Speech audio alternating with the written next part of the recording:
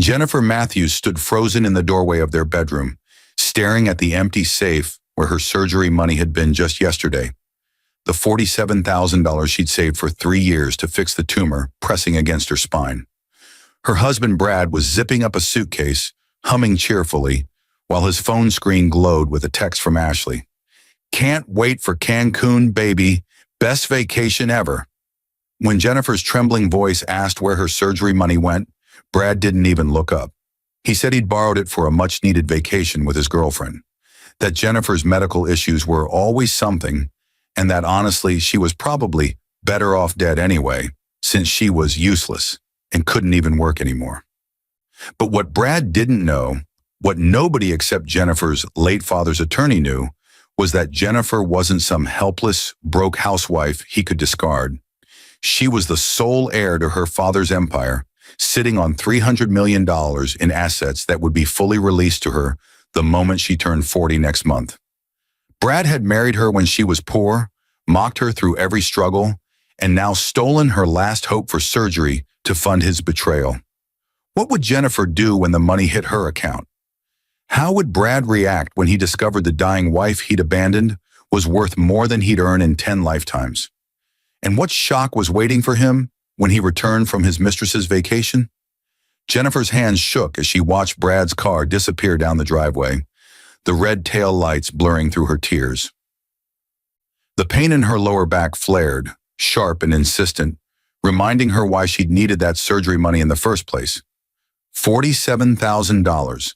3 years of saving every penny from the small online bookkeeping business she'd managed to run from home, despite the pain that sometimes left her bedridden for days. Gone, stolen by the man who'd promised to love her in sickness and in health 12 years ago. She lowered herself carefully onto the couch, each movement calculated to avoid triggering the shooting pains down her legs. The tumor was growing. Dr. Harrison had been clear about that 6 months ago when the latest MRI came back. It wasn't cancerous, thank God, but it was pressing against her spinal cord, and every month she delayed surgery meant more risk of permanent nerve damage. The surgery cost $52,000, and after 3 years, she'd finally scraped together $47,000. She'd been $5,000 short, but Dr. Harrison's office had agreed to a payment plan for the rest. The surgery was scheduled for next week. Was scheduled. Jennifer picked up her phone and stared at Dr. Harrison's number. She'd have to call tomorrow and cancel. The thought made her stomach twist. How long would it take to save another $47,000? A year? 2?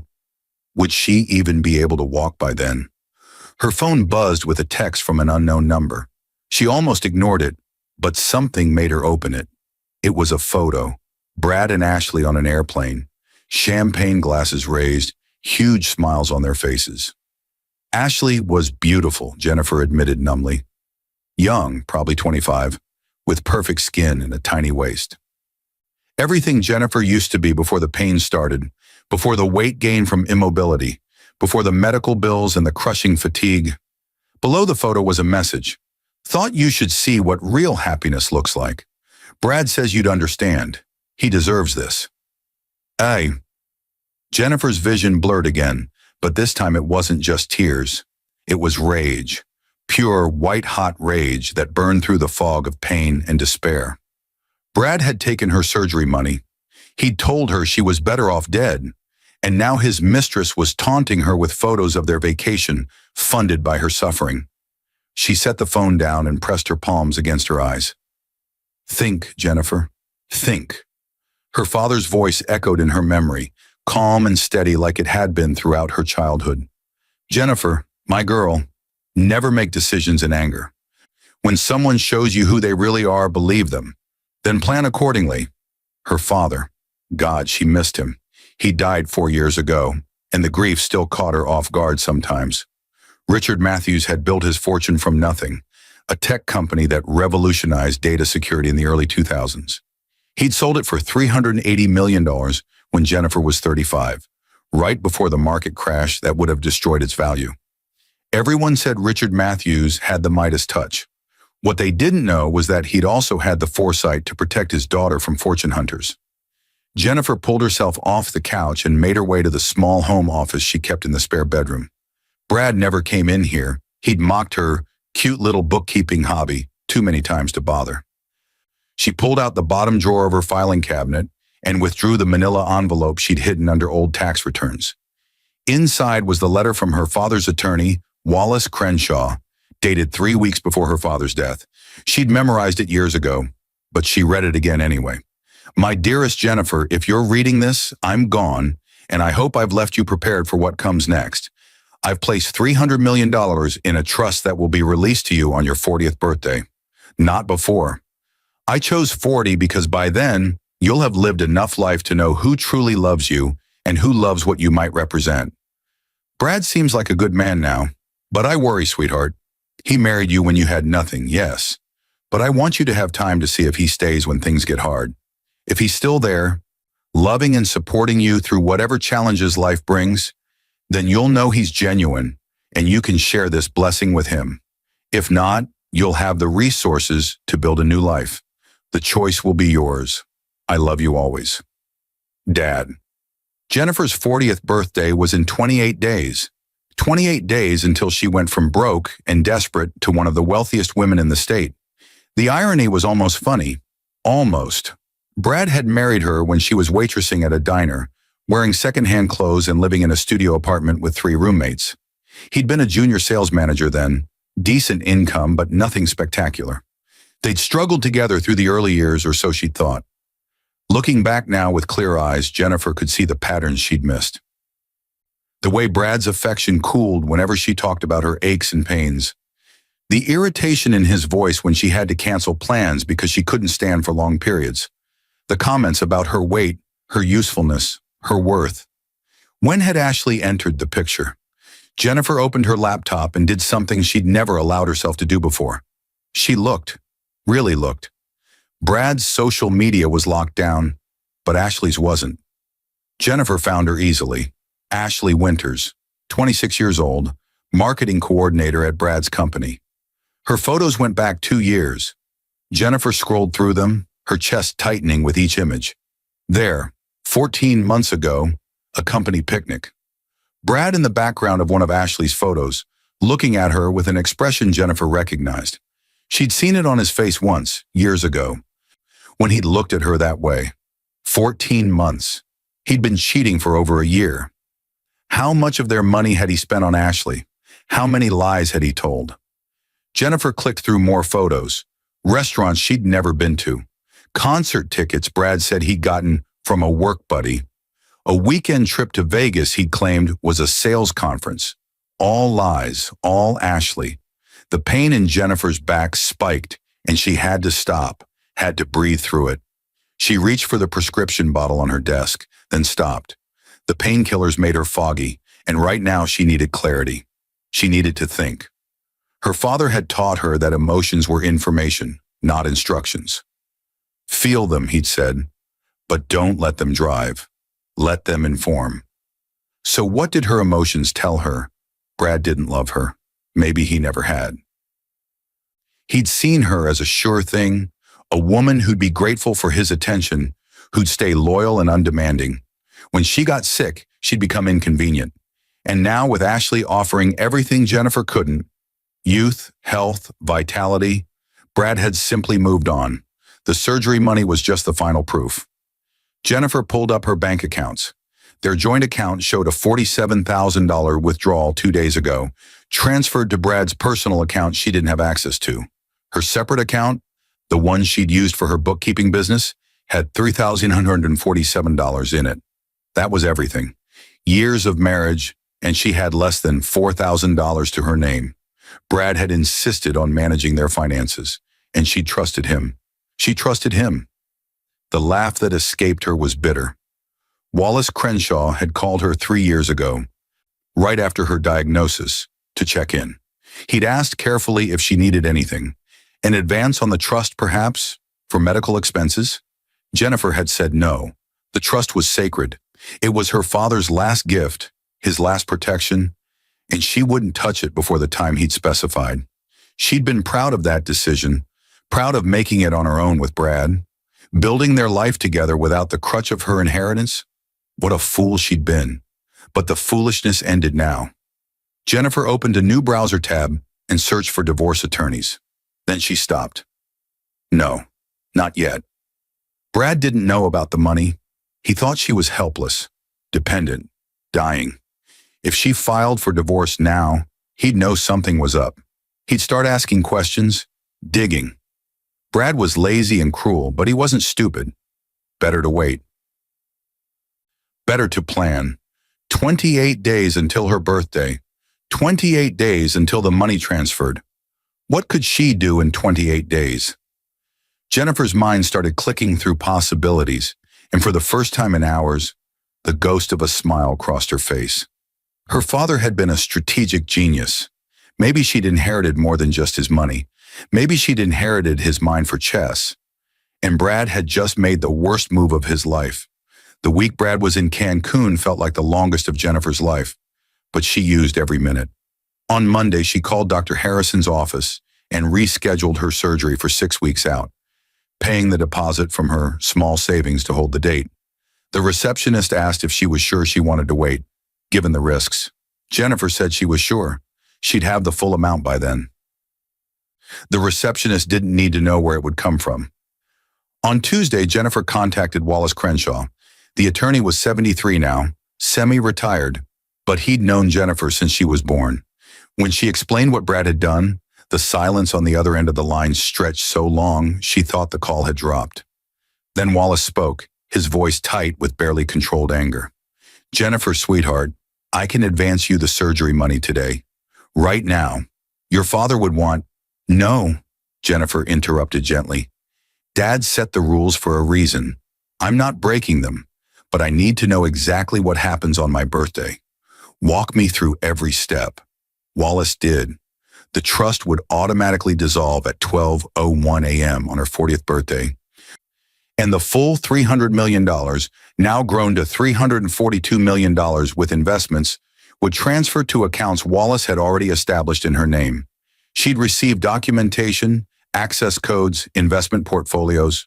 She'd be, in Wallace's words, independently wealthy beyond most people's imagination. What about Brad? Jennifer asked. If we're married, does he have any claim? Not to the trust funds, Wallace assured her. Your father structured it specifically to be separate property. Even in a divorce, Brad couldn't touch it.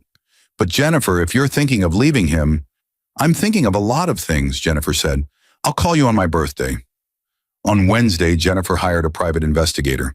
She found one who specialized in marital infidelity, a woman named Patricia Rodriguez, who had a 5-star rating and a reputation for discretion.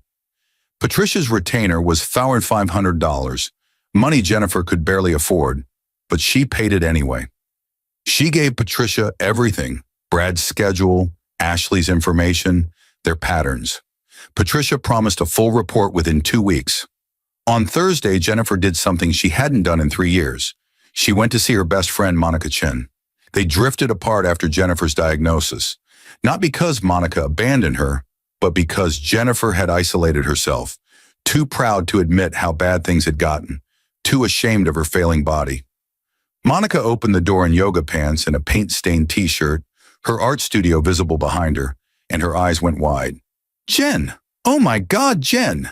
Monica pulled her into a careful hug, mindful of Jennifer's back.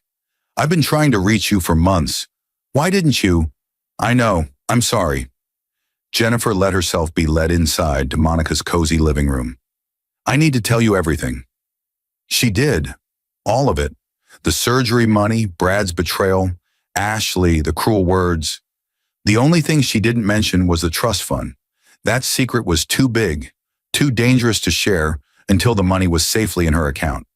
But she told Monica everything else, and with each revelation, Monica's expression shifted from shock to horror to pure fury.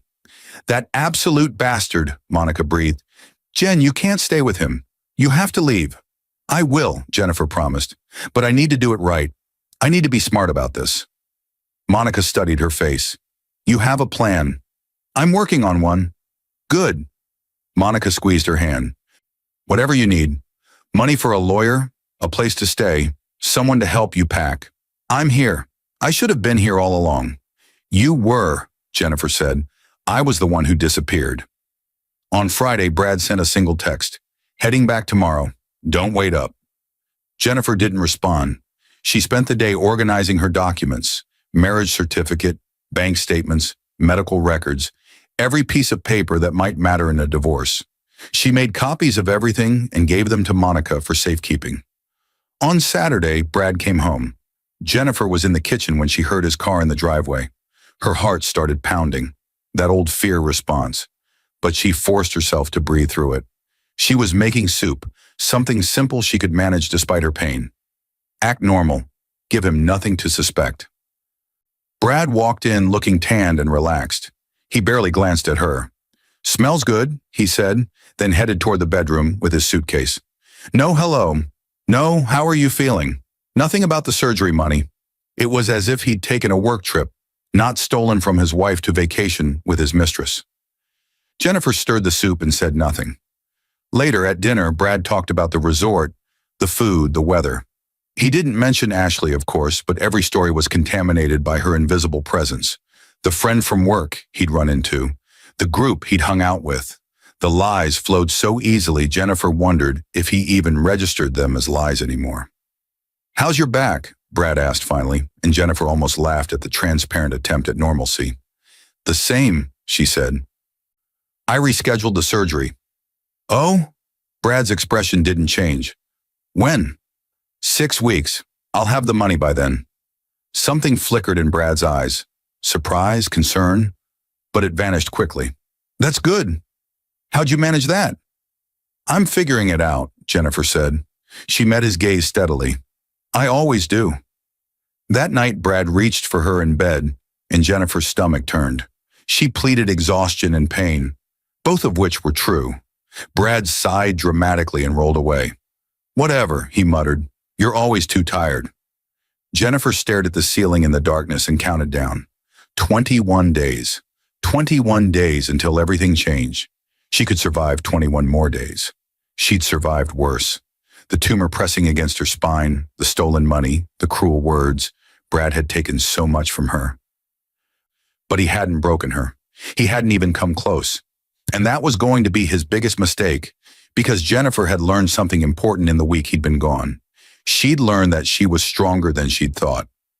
Stronger than Brad ever imagined.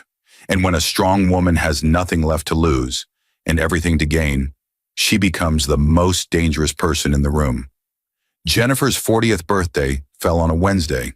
She woke at 5:47 a.m., Brad snoring beside her, and checked her phone with shaking hands. There were 3 emails from Wallace Crenshaw, all sent at 12:01 a.m. The subject line said everything: trust distribution complete, account access information, and welcome to your new life. She didn't open them. Not yet. Not with Brad 3 feet away. Instead, Jennifer eased out of bed and made her way to her office, closing the door quietly behind her.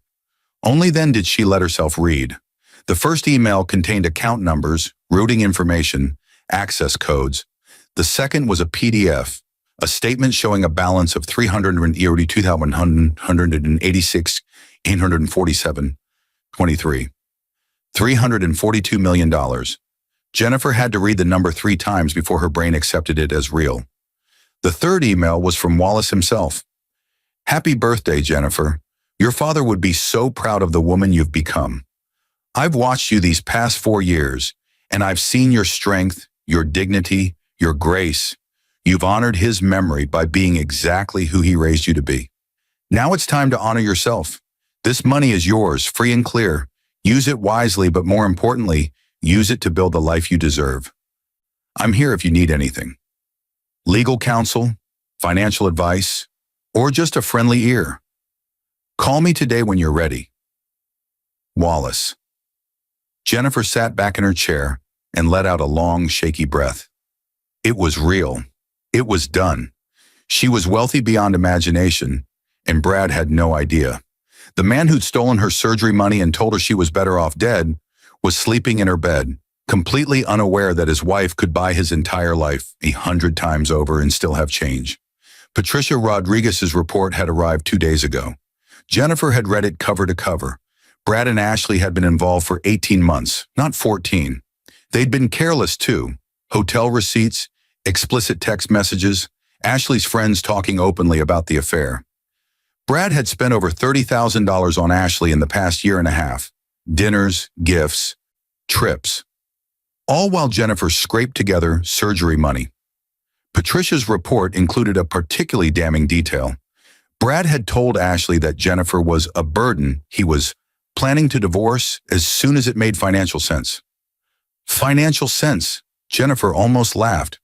Brad thought he was waiting for the right moment to leave her without losing money in a divorce. He thought she had nothing, was nothing. The irony was exquisite. Her phone rang, Wallace's name on the screen. Jennifer answered immediately. "I got the emails." "Happy birthday, my dear." Wallace's voice was warm. "How are you feeling?" "Rich," Jennifer said, and then she did laugh, slightly hysterical. "I'm feeling very, very rich. As you should. Now let's talk about what comes next. I'm assuming you want to proceed with divorce proceedings?" "Yes, but Wallace, I want to do this right. I want Brad to suffer the way he made me suffer. Is that wrong?" "It's human," Wallace said carefully. "But Jennifer, the best revenge isn't suffering. It's living well. That said, I understand your feelings, and legally you have options. We can file for divorce and ensure Brad gets as little as possible. The surgery money he stole, that's documented theft. The affair is documented adultery. In this state, that matters. We can make his life very difficult." "What about Ashley?" Jennifer asked. "She works at his company, right? Isn't there something there?" Wallace was quiet for a moment. "That depends. If Brad is in a position of authority over her, there could be workplace ethics violations. Do you know their professional relationship? He's a regional sales director. I think she reports to someone in his department. Then yes, there could be issues. But Jennifer, pursuing that angle could get messy. Are you sure?" "I'm sure." Jennifer's voice was steel. "Brad took everything from me. My health, my dignity, my hope. He told me I was better off dead. I want him to understand what he's lost. All of it." "All right," Wallace sounded approving. "Then here's what I suggest. Don't tell him about the money yet. File for divorce first. I'll have the papers drawn up today, and we can have him served by Friday. Let him think you're broke and desperate. Then during discovery, he'll find out about your assets. The look on his face when he realizes what you're worth, that'll be payment enough. And Jennifer, we need to talk about your surgery. I've already contacted Dr. Harrison's office. The full amount will be transferred today. You're scheduled for next Monday." "Next Monday, but Your health comes first. Always. Your father would insist, and so do I. We'll handle Brad while you recover. You focus on healing." Jennifer felt tears prick her eyes. "Thank you, Wallace. Thank your father. He set all this up. I'm just following through on his wishes. Now, one more thing. You need a financial advisor, a good attorney beyond me, and probably a security consultant. You're about to become very visible, very wealthy, and very vulnerable. I have recommendations. Can I send them over?" "Yes, send everything." They talked for another 20 minutes, Wallace walking her through immediate next steps. Transfer surgery money. Meet with divorce attorney this afternoon. Begin setting up proper security for her accounts. Contact a financial management firm. Start thinking about what she wanted to do with her life now that money was no longer a constraint. By the time they hung up, Jennifer had a plan, a real plan, and it felt good. Brad wandered into the office around 8, wearing boxers and scratching his stomach. "Who were you talking to?" "My attorney," Jennifer said calmly. Brad blinked. "Attorney, what for?" "Legal advice." "About what?" His voice sharpened. Jennifer met his eyes. "You'll find out soon enough." She stood carefully, her back protesting. "I'm going out for a while. Don't wait for me for dinner." "It's your birthday," Brad said, as if he'd just remembered. "Did you want to do something?" "I already did." Jennifer picked up her purse. "I took care of myself. Like I always have." She left Brad standing in the hallway looking confused and drove to Wallace's office. By noon, she'd met with a divorce attorney named Catherine Pierce, who made Patricia Rodriguez look soft. Catherine reviewed Patricia's report, Brad's financial records, and the documentation of the stolen surgery money, and smiled like a shark. "We're going to destroy him," Catherine said simply. "He stole from you while you were disabled. He committed adultery. He's been siphoning marital assets for his mistress. In this state, I can argue for full restitution of the stolen funds, plus emotional damages, plus attorney fees. He won't just lose in the divorce, he'll owe you money he doesn't have. What about Ashley? Jennifer asked. Catherine's smile widened. I'll make some calls. If their company has a fraternization policy, and most do, and if Brad failed to disclose the relationship while in a supervisory position, that's an ethics violation. Could be grounds for termination. Want me to pursue it? Yes. Jennifer didn't hesitate. Both of them. I want them both to face consequences. By Friday afternoon, Brad had been served. Jennifer was at Monica's house when her phone rang. Brad's name on the screen, calling for the 5th time in an hour. She'd ignored the first 4. This time, Monica nodded. Answer it. Make him sweat.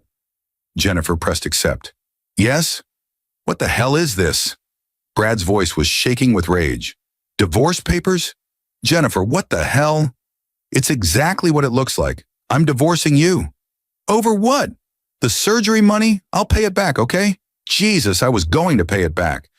This is insane.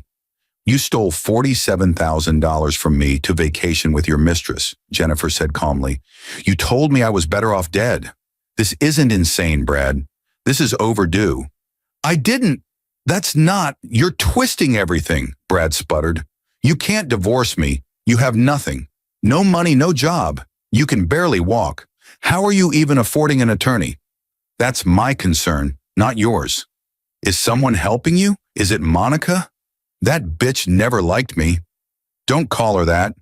Jennifer's voice went cold. And Brad, you should probably call your own attorney. You're going to need one. She hung up. Monica was grinning. God, that felt good, didn't it? It really did. Jennifer was surprised to find she was smiling too, genuine and wide. It really, really did. Brad called 6 more times that evening. Jennifer blocked his number. He showed up at Monica's house around 9, pounding on the door and shouting. Monica called the police. Brad left before they arrived, but the incident was documented. Catherine Pierce added it to their file. Harassment. The evidence was piling up, and Brad was making it worse with every move. Catherine had filed for an emergency restraining order by morning, citing Brad's behavior and the documented theft. A judge granted it. Brad was ordered to stay away from Jennifer, at least 100 yards, pending the divorce proceedings. He was also barred from accessing their joint accounts or any shared assets. Monday morning, Jennifer went into surgery. Monica drove her to the hospital, held her hand in pre-op, and promised to be there when she woke up. Wallace sent flowers. Catherine sent a card that said, "Get well soon so we can finish destroying your ex." Even Patricia Rodriguez sent a note.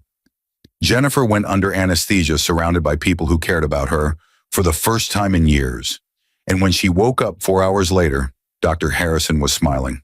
Perfect, he said. Absolutely perfect. We got the entire tumor. No complications. You're going to need physical therapy. But Jennifer, you're going to walk again without pain. You're going to have your life back, Jennifer cried. She couldn't help it. The relief was overwhelming. She'd carried that pain for so long, had lived with the fear of paralysis, of becoming even more of a burden, and now it was gone. The tumor was gone. In 6 months, Dr. Harrison promised she'd be hiking if she wanted to, dancing, living. She'd been given her life back. And Brad hadn't stolen it after all. He'd tried, but he'd failed. The divorce proceedings took 4 months, and they were brutal. Brad fought everything, but Catherine was relentless. Every receipt, every text message, every lie. It all came out in discovery. And then, the moment Jennifer had been waiting for. Brad's attorney requested disclosure of Jennifer's assets. Standard procedure in divorce. Catherine had been preparing for this. She handed over the documentation with a perfectly straight face. Jennifer wasn't in the courtroom for Brad's reaction. She was in physical therapy, learning to walk without pain. But Catherine called her immediately after. He passed out, Catherine said, barely containing her laughter. Actually fainted, had to be revived. His attorney looked like she might throw up. Jennifer, he had no idea. No idea at all. Good, Jennifer said. She was on a treadmill, walking at 2 miles per hour without her cane for the first time in 3 years. What happens now? Now he realizes he can't touch a penny of your inheritance. and he owes you $47,000 in restitution plus damages. The judge was not impressed with his behavior. Oh, and one more thing. Ashley Winters was terminated yesterday. Their company did have a fraternization policy, and Brad failed to disclose. She's claiming he coerced her, by the way, saying he promised to leave you and marry her, that she didn't know about the stolen surgery money. Jennifer absorbed this. Do you believe her? Does it matter? Catherine asked. She participated in the affair. She sent you that photo from the plane. She knew he was married, knew you were sick. Whether Brad coerced her or not, she made choices. She's facing consequences. So is he. Brad tried to contact Jennifer 4 times after learning about her wealth. She ignored every attempt. His attorney made offers. He'd waive alimony if she gave him a settlement. She refused. He'd agree to a quick divorce if she paid his legal fees. She refused. Catherine's advice was simple.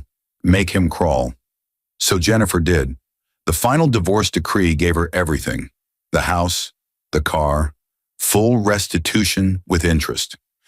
Brad got nothing except legal bills he couldn't pay and a job he'd lost in the scandal. His career imploded when news of the ethics violations spread through his industry. Ashley disappeared. Last anyone heard, she'd moved back to her home state. On the day Jennifer's divorce was finalized, she stood in front of the full-length mirror in her bedroom, in her house that Brad would never enter again. She was wearing jeans and a t-shirt, nothing fancy, but she was standing straight, no cane, no pain. The physical therapy had worked better than anyone expected. Dr. Harrison said she'd been motivated, and he was right. She'd had every reason to heal, every reason to reclaim her life. She looked different, stronger. Her eyes were clear, her posture confident.